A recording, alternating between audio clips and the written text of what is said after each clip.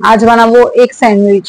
Egg স্যান্ডউইচের জন্য নিয়ে নিয়েছি দুটো ডিম সেদ্ধ করা, শসা, পেঁয়াজ, মেয়োনিজ, পাউরুটি আর হচ্ছে সস।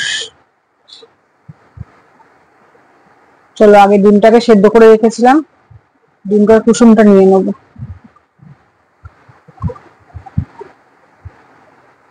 দুটো ডিমের কুসুম নিয়ে নেব।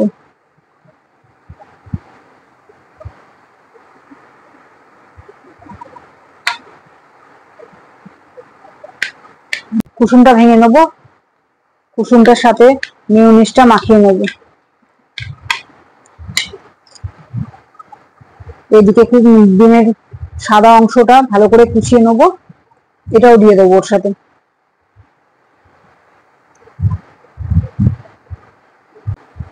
কুসুমটার সাথে মেয়োনিজের সাথে সবকিছু ডিমের সাদা অংশটা কুচিয়ে রেখেছিলাম, এটা মাখিয়ে নেব। সাইড গুলো কেটে নেব।